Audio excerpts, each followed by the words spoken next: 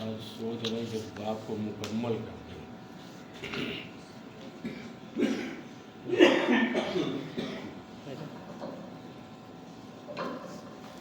اتنی پبلک تو ہے کہ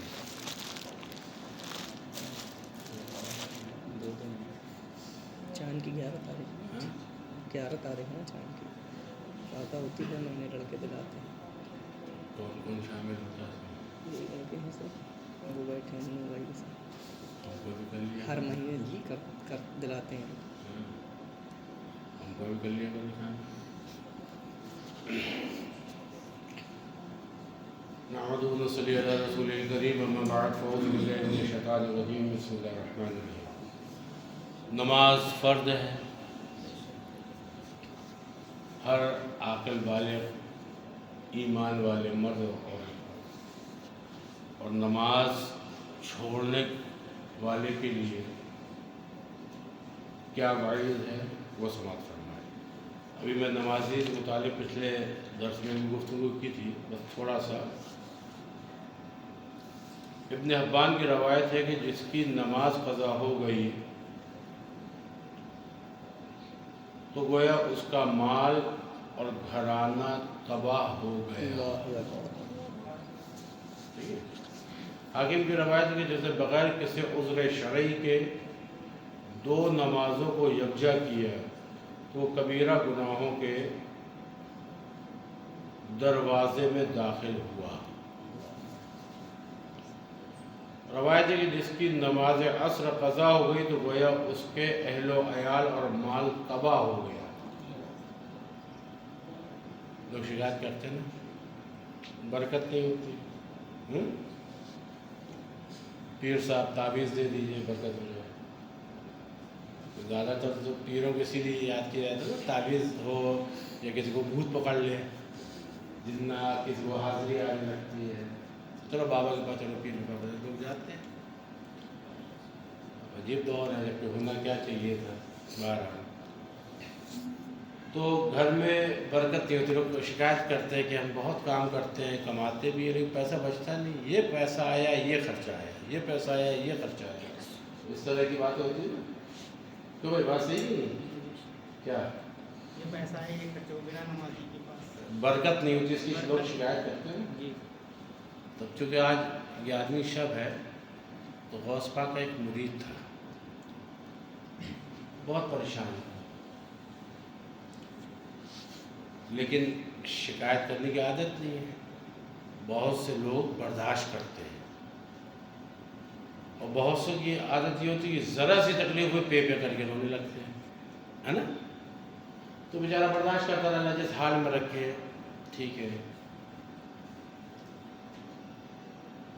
یہ سلسلہ چلتا رہا.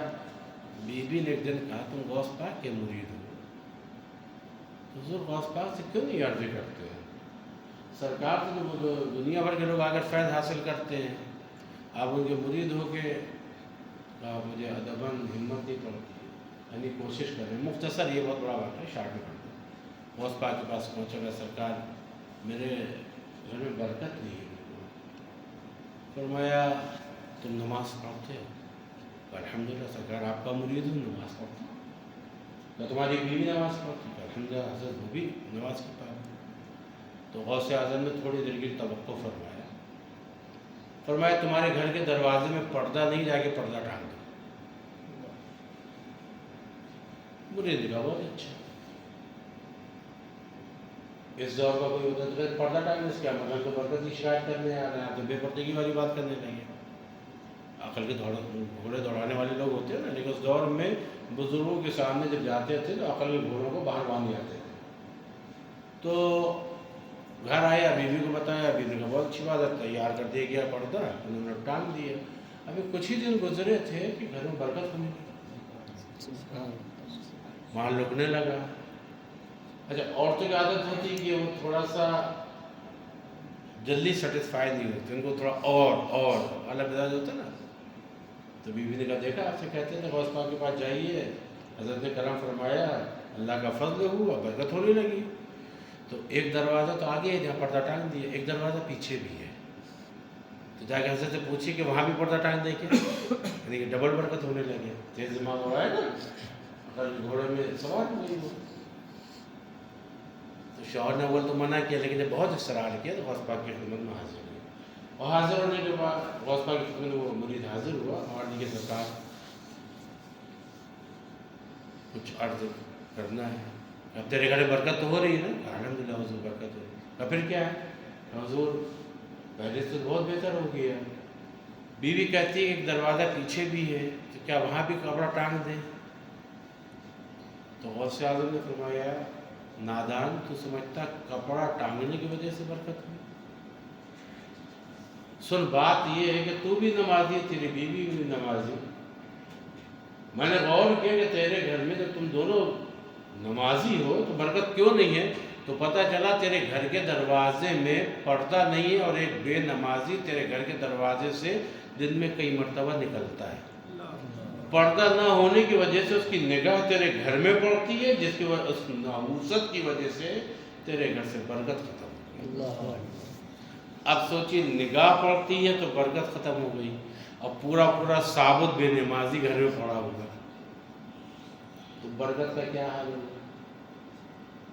हमको इस तरफ तवज्जो देना चाहिए। ठीक है, चलिए एक और रवायत है, मुस्नद अहमद में है कि जिसने नमाज असर छोड़ दी और आदतन बैठा रहा यहाँ तक कि नमाज कज़ा हो गई तो बेशक उसका अमल तबाह हो गया।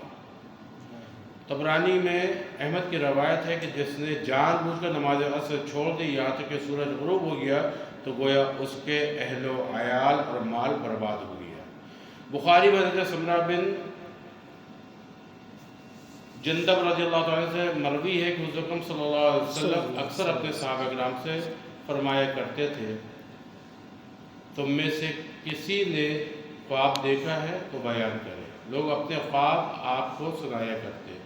एक सुबह हुज़ूर सल्लल्लाहु अलैहि वसल्लम ने हमें बताया कि मेरे पास दो आने वाले आए और उन्होंने मुझे जगाकर कहा कि हमारे साथ चलिए। मैं उनके साथ चल पड़ा, यहाँ तक कि हमने ऐसे आदमी को देखा जो लेटा हुआ था और दूसरा एक भारी पत्थर लिए खड़ा था। जब वो भारी पत्थर उसके सर पर मारता तो उस सोने वाले का सर ज़ेरा ज़ेरा हो जाता, फिर वो पत्थर उठा लेता और उस आदमी का सर सही हो जाता जैसे कि पहले था। वो फिर पत्थर मारता और उसका पहले जैसा हश्र हो जाता, यानी कि सर चूरा चूरा हो जाता। मैंने उन दोनों से कहा, सुभान अल्लाह, ये क्या है? उन्होंने मुझे कहा, अभी और चलिए। फिर हम एक ऐसे आदमी के पास आए जो पीठ के बल लेटा हुआ था और दूसरे हाथ में लोहे का सांसा लिए खड़ा था और सोने वाले के चेहरे की एक जानिब समसी से, सांसी होती पकड़ने वाले, उससे कि बाज को गुद्दी की तरफ खींच रहा, समसी फंसा के, वजह आंकड़ा होता है, फंसा के उसे बाज की तरफ खींच रहा था और उसके नथनों और आंखों से यही सलूक करता और उसके ये आज़ा बदन गुद्दी की तरह मुड़ जाते।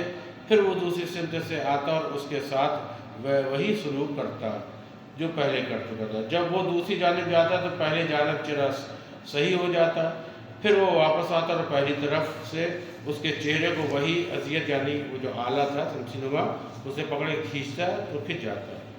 मैंने कहा, सुभान अल्लाह, ये क्या है? उन्होंने कहा, अभी और चलिए। हम चल पड़े और तंदूर जैसी एक चीज़ देखी।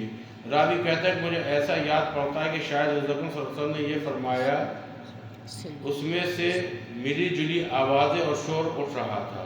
हुज़ूर सल्लल्लाहु अलैहि वसल्लम ने फरमाया, हमने देखा उसमें नंगे मर्द और औरत थे। अचानक उनके नीचे से आग का शोला निकलता, जो ये शोला निकलता वो शदीद घबराहट के आलम में आग उगा कर शुरू कर देते। मैंने पूछा, ये कौन है? उन्होंने मुझसे कहा, अभी और चलिए। हम फिर रवाना हो गए और तब एक ऐसी नहर पर पहुँचे जो मैं समझता हूँ खून की तरह सुर्ख थी। उसमें एक आदमी तैर रहा है और नहर के किनारे पर एक आदमी बहुत से पत्थर लिए खड़ा है। वो उसे पत्थर मारता और वो तैरने लगता। जब भी वो उसके करीब आता वो उसे पत्थर मारता। मैंने उससे पूछा, ये क्या है? उन्होंने कहा, अभी और चलिए। پھر ہم چل دیے اور ایک ایسے بدصورت آدمی کے پاس آئے کہ تم نے ایسے اس جیسا بدصورت نہیں دیکھا ہوگا. وہ آگ بھڑکاتا ہے اور پھر اس کے ارد گرد بھاگنے لگتا ہے. میں نے ان سے پوچھا یہ کیا ہے؟ انہوں نے کہا چلیے اور چلیے. ہم پھر چل پڑے اور ایسے باغ کے قریب پہنچے جس میں طول اور عریض سبز اور ہر قسم کے پودے پھول وغیرہ لگے تھے، اور باغ کے پیچھے ایک طویل اقامت آدمی ہے جس کا سر آسمان سے چھو رہا ہے اور اس کے چاروں طرف چھوٹے چھوٹے بچے جمع. میں نے پوچھا یہ کیا ہے اور یہ سب کون ہیں؟ ان دو فرشتوں نے مجھے کہا ابھی اور چلیے اور چلیے. پھر ہم نے ایک عظیم درخت دیکھا. میں نے آج تک ایس جیسا طویل حسین درخت نہیں دیکھا ہے. انہوں نے مجھ سے کہا کہ اس پر چڑھیے. چنانچہ میں اس پر چڑھ کر ایک ایسے شہر میں پہنچا جو سونے چاندی کی اینٹوں سے بنا ہوا تھا. ہم نے دروازہ کھولنے کو کہا تو ہمارے لیے دروازہ کھول دیا گیا. وہاں ہمیں کچھ انتہائی حسین و جمیل اور کچھ انتہائی بدصورت آدمی ملے. ان فرشتوں نے ان آدمیوں سے کہا کہ تم جاؤ اور اسے نہر میں گھس جاؤ. آپ نے فرمایا. تب میں نے دیکھا کہ ایک سفید براق نہر بہہ رہی ہے.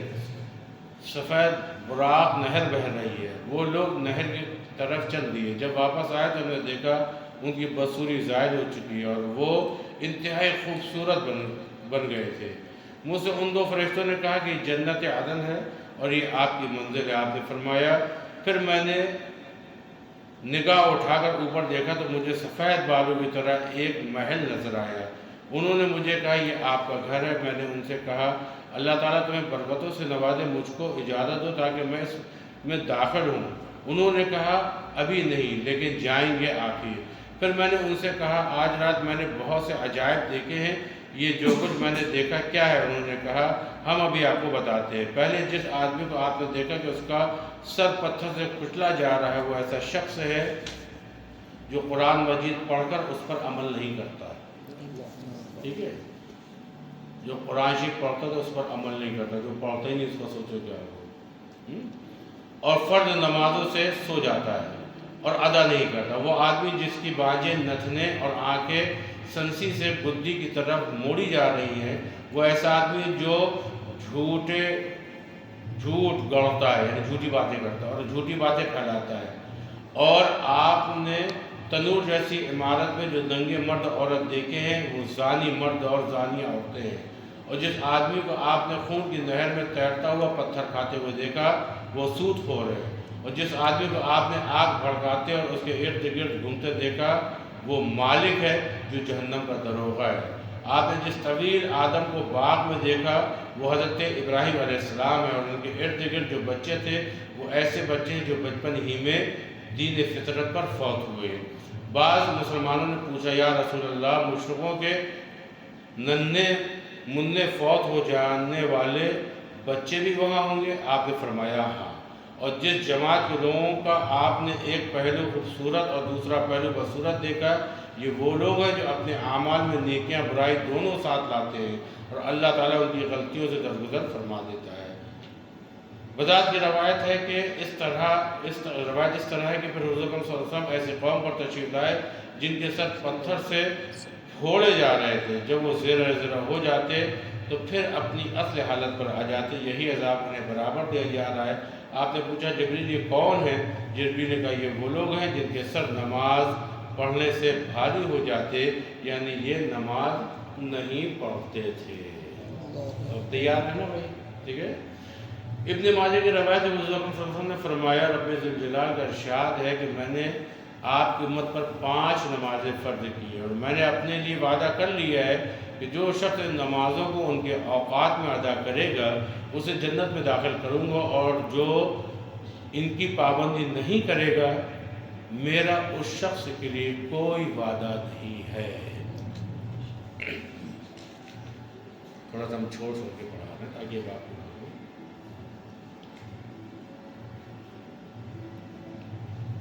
بیٹھنے کی حدیث ہے کہ نماز ترازو ہے, جس نے اسے پورا کیا وہ کامیاب ہے.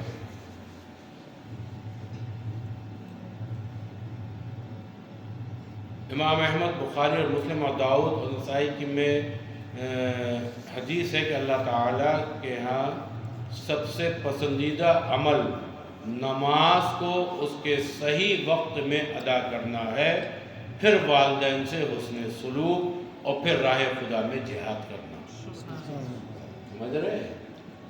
وہ لوگ بھی تھوڑا سا دھیان دیں جو بوڑھے ماں باپ کو گھر میں چھوڑ کر تبلیغی کاموں کے لیے نکل جاتے ہیں، چلنے میں جا رہے ہیں، جماعت میں جا رہے ہیں، عرس میں جا رہے ہیں، پیر صاحب کے محفل میں جا رہے ہیں، یا اماں گھر میں بھوکی بیٹھی ہے، بھائی صاحب عرس میں مزے لے رہے ہیں، کمریا جا رہے ہیں، کچوچا جا رہے ہیں، اجمیر جا رہے ہیں۔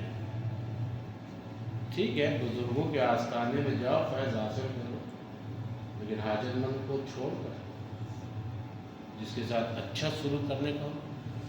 تبلیغ میں جا رہے ہیں، اماں کو کوئی کھانے دینے والا نہیں، جماعت میں 40 دن کے لیے چلے جا رہے ہیں، بیوی پریشان ہے، بیچاری مانگ مانگ کے کھا رہی ہے، بچے بیمار ہیں تو اس نے بھیا اسپتال دکھا لو، اقدار کا حق مار کے جا رہے ہیں۔ تھوڑا اس کا توجہ دے، شریعت پر عمل کریں، طبیعت پہ مت کریں۔ یہ سب کے لیے جو حقیقت ہے وہ میں بیان کر رہا ہوں۔ یہ نہیں سمجھے کہ درگاہوں میں جانے کے محمود مخالف ہیں، نہیں، ایسا نہیں ہے۔ بزرگوں کے آستانے میں جائیں، فیض حاصل کریں، پکنک اسپاٹ مت بنائیں، میلے ٹھیلوں کا مزہ لینے نہ جائیں، صاحب مزار کے آستانے میں بیٹھ کر قرآن پڑھیں، ان کے لیے اصالہ ثواب کریں، ان کا وسیلہ لے کر اللہ سے اپنی پریشانی عرض کریں، تاکہ اللہ اپنے پیاروں کے وسیلے کی برکت سے آپ کی دعاؤں کو قبول فرمائے۔ صحیح وقت پر نماز کی ادائیگی اللہ کو سب سے زیادہ محبوب ہے، ٹھیک ہے۔ نماز میں سستی، جو شخص نماز میں سستی کرتا ہے اللہ تعالیٰ اسے 15 مصائب میں مبتلا کرتا ہے، 5 دنیا میں، 3 موت کے وقت، 3 قبر میں اور 3 قبر سے نکلتے وقت، ٹھیک ہے۔ ابھی اگر پورا پڑھائیں گے 14 ہوئے، 16۔ جو شخص نماز میں سستی کرتا ہے اللہ تعالیٰ اسے 15 مصائب میں مبتلا کرتا ہے، 5 دنیا میں، 3 موت کے وقت، کتنے ہوئے؟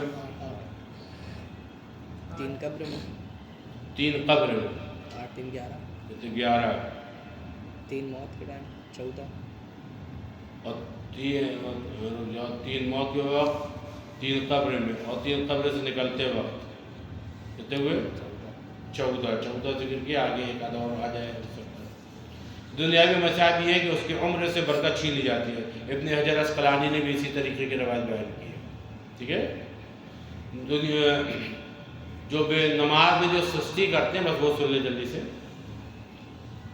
اس کی عمر سے برکت چھین لی جاتی ہے، یعنی عمر کم ہو جاتی ہے، اس کے چہرے سے صالحین کی نشانی مٹ جاتی ہے، جو چہرے میں نور ہوتا ہے پھٹکار پڑنے لگتی ہے، اس کے کسی بھی عمل کا اللہ تعالیٰ اجر نہیں دیتا، بیٹھے رہو وظیفے کرتے رہو، اس کی دعا آسمان کی طرف بلند نہیں ہوتی۔ دیکھیے 4 ہو گئے، ٹھیک۔ نیکوں کی دعا میں اس کا کوئی حصہ نہیں ملتا، یہ شاید ابن حجر اسقلانی جو تحریر کے وہی ہے، یہاں پر 5 چیزیں ہیں، یعنی کہ صالحین جو بزرگ اس کے لیے دعا کرتے ہیں۔ جیسے مثال دے رہا ہوں، اللہ نہ کرے ایسا ہو کہ ہم نماز میں سستی کرتے، نماز سے میں کوتاہی ہے، اب یہ اللہ کے نیک بندے متقی پرہیزگار ہیں، ہم نے جا کے ان سے کہا آپ ہماری دعا کرتے ہیں، انہوں نے ہمارے لیے دعا کی، ان کی دعا کو روک دیا جائے گا، ان کے لیے جو دعائیں ہوں گی، ان کی جو دعائیں ہوں گی دوسروں کے لیے وہ قبول اللہ فرما لے گا، لیکن بے نمازی کے حق میں جو یہ دعا کریں گے مدد کر دی جائے، ٹھیک ہے۔ ہاں تیار رہو بالکل۔ اور جو مصائب اسے موت کے وقت درپیش ہوں گے وہ یہ ہیں کہ وہ ذلیل ہو کر مرے گا، بھوکا مرے گا اور پیاسا مرے گا، اگر اسے دنیا کے تمام سمندر پلا دیے جائیں تو بھی اس کی پیاس نہیں بجھے گی، تیار رہو۔ ہاں قبر کے مصائب یہ ہے کہ قبر اس پر تنگ ہوگی، یہاں تک کہ اس کی پسلیاں ایک دوسرے میں پیوست ہو جائیں گی، یہاں کی پسلی یہاں گھسے گی، یہاں کی پسلی یہاں گھسے گی، دبائے گی نا قبر، جب کڑاک کڑاک کی آوازیں آئیں گی، پسلیاں ایک دوسرے میں پیوست ہو جائیں گی، اس کی قبر میں آگ بھڑکائی جائے گی جس کے انگاروں پر وہ رات دن لوٹتا رہے گا۔ اس کی قبر میں ایک اژدہا مقرر کیا جائے گا جس کا نام شجاع الاقرب، شجاع یعنی گنجا ہوگا، اس کی آنکھ آگ کی ہوگی اور اس کے ناخن لوہے کے ہوں گے، جس کی لمبائی ایک دن کے سفر کے برابر ہوگی اور کڑک دار بجلی جیسی آواز میں میت سے ہم کلام ہوگا اور کہے گا میں گنجا اژدہا ہوں، میرے رب نے حکم دیا میں تجھے نمازوں کے ضائع کے بدلے صبح سے شام تک ڈستا رہوں۔ صبح کی نماز کے لیے سورج نکلنے تک، نماز ظہر کے ضائع کرنے پر تجھے ظہر سے عصر تک، اور عصر کی نماز کے لیے تجھے مغرب تک، اور مغرب کی نماز کے ضائع کرنے میں عشاء تک، اور عشاء کی نماز ضائع کرنے کی وجہ سے تجھے صبح تک ڈستا رہوں، یعنی پورے ٹائم وہ ڈسے گا۔ اور جب وہ اسے ڈسے گا وہ 70 ہاتھ زمین میں دھس جائے گا اور قیامت تک اسی طرح اس کو عذاب ہوتا رہے گا۔ اللہ رحم فرمائے۔ اور جو مسائل اسے قبر سے نکلتے ہوئے حشر کے میدان میں جھیلنے ہوں گے وہ یہ کہ سخت حساب ہوگا، اللہ کی ناراضگی اور جہنم میں داخلہ۔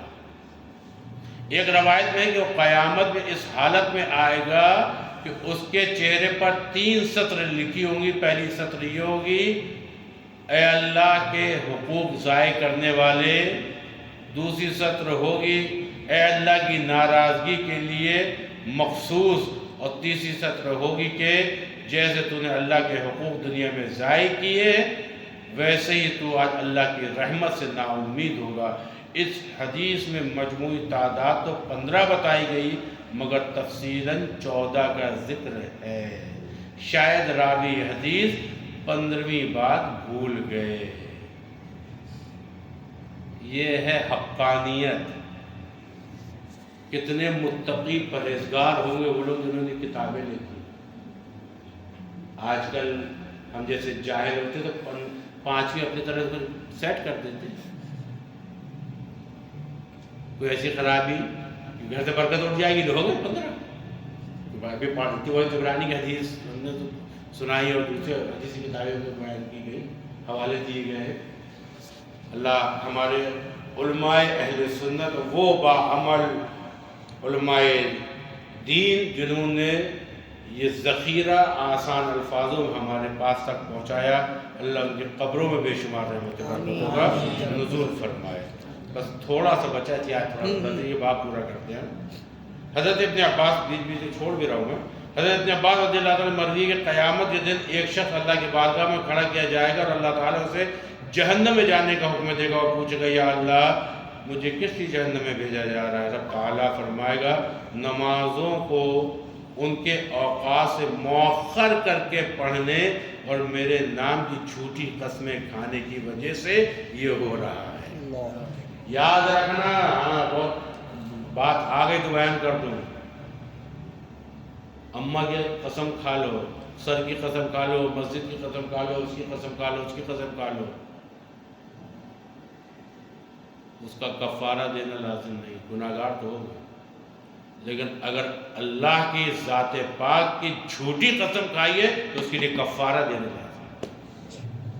یہ لوگ جو ذرا ذرا سی باتوں میں قسم کھاتے ہیں، اللہ کی قسم، اللہ کی قسم کھاتے ہیں، سب سے بڑی قسم اللہ کی ہے، اور دن بھر جھوٹ بولنے میں جو خدا کی قسم کھاتے رہتے ہیں۔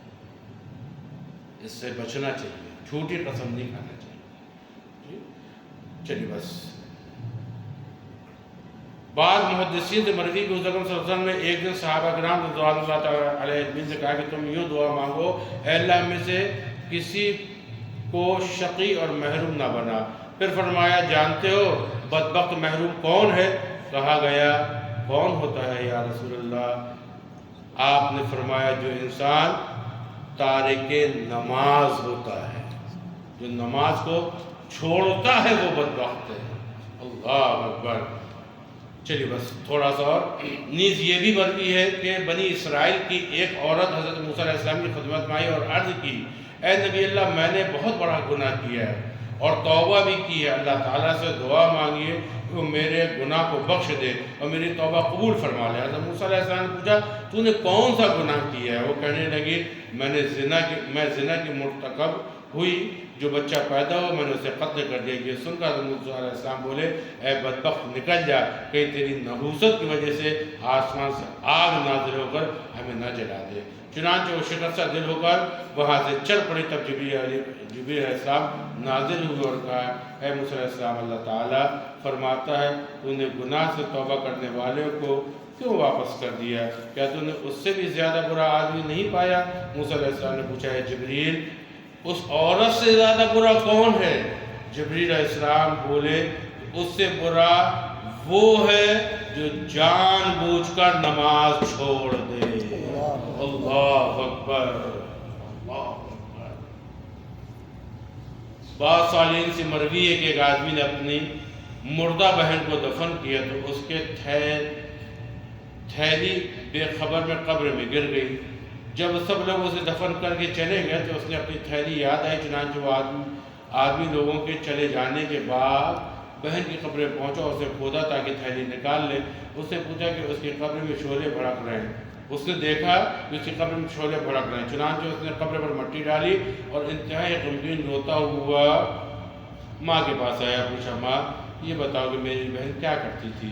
ماں نے پوچھا، تو کیوں پوچھ رہا ہے؟ وہ بولا، میں نے اپنی بہن کی قبر میں آگ کے شعلے بھڑکتے ہوئے دیکھے۔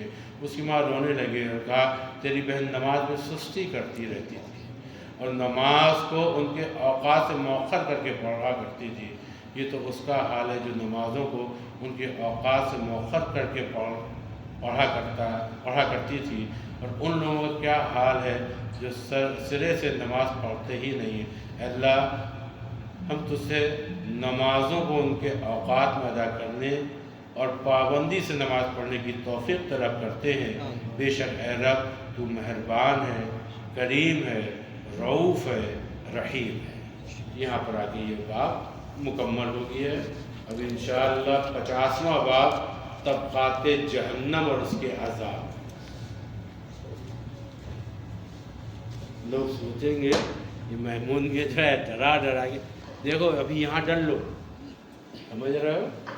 وہاں رونے سے اچھا یہاں رونے، بات ہے کہ نہیں؟ اب سب جلدی سے 3 مرتبہ قل هو اللہ، 1 مرتبہ الحمد شریف پڑھ دو، اعوذ باللہ من الشیطان الرجیم، بسم اللہ الرحمن الرحیم، 3 بار درود شریف پڑھ دو۔ اللہم صلی اللہ علیہ وسلم، اللہم صلی اللہ علیہ وسلم، اعوذ باللہ من الشیطان الرجیم، بسم اللہ الرحمن الرحیم، قل هو اللہ احد، اللہ الصمد، لم یلد ولم یولد ولم یکن له کفوا احد، سبحان اللہ وبحمدہ، اللہ الصمد، لم یلد ولم یولد ولم یکن له کفوا احد، سبحان اللہ اللہ الصمد، لم یلد ولم یولد ولم یکن له کفوا احد، بسم اللہ الرحمن الرحیم، الحمد للہ رب العالمین الرحمن الرحیم مالک یوم الدین، ایاک نعبد و ایاک نستعین، اهدنا الصراط المستقیم صراط الذین انعمت علیہم غیر المغضوب علیہم ولا الضالین، آمین۔ بسم اللہ الرحمن الرحیم، الف لام میم، ذلک الکتاب لا ریب فیہ ھدی للمتقین الذین یؤمنون بالغیب ویقیمون الصلاة ومما رزقناهم ينفقون والذین یؤمنون بما انزل الیک وما انزل من قبلک وبالآخرة هم یوقنون وإلهكم إله واحد لا إله إلا هو الرحمن الرحيم ورحمة الله قريب من المحسنين وما أرسلناك إلا رحمة للعالمين ما كان محمد أبا أحد من رجالكم ولكن رسول الله وخاتم النبيين وكان الله بكل شيء عليما إن الله وملائكته يصلون على النبي يا أيها الذين آمنوا صلوا عليه وسلموا تسليما وعلى آله وسلم وعلى آله وسلم يا سيدي يا رسول الله صلى الله تعالى عليه وسلم أعوذ بالله من الشيطان الرجيم ألا إن أولياء الله لا خوف عليهم ولا هم يحزنون الذين آمنوا وكانوا يتقون سبحان ربك رب العزة عما يصفون والسلام على المرسلين والحمد لله رب العالمين۔ الفاتحة۔ الہ العالمین پروردگار، ہم سب نے مل کے یہاں پر جو قرآن پاک کی صورتوں کی تلاوت کی ہے، درود پاک پڑھا ہے، اس کے علاوہ ایمان والے بھائیوں نے جو بھی تبرک کا اہتمام کیا ہے، پروردگار یہ سب تیری بارگاہ کرم میں نظر ہے، اپنے فضل عظیم جس کو قبول فرما۔ الہ العالمین اس میں جو کمی ہو اس کو پورا فرما، جو غلطیاں ہوئی اس کو معاف فرما، اور اس کا جو اجر و ثواب تو اپنے فضل عظیم سے عطا فرمائے ہم تمام آسیوں کی جانب سے، اور خصوصیت کے ساتھ ان بچوں کی جانب سے جنہوں نے شیرینی کا انتظام کیا ہے۔ ہمارے آقا تاجدار مدینہ روحی فدا محمد رسول اللہ صلی اللہ علیہ وسلم کی بارگاہ کرم میں ہدیتاً تحفتاً پیش فرما، ان کے وسیلے پاک سے تمام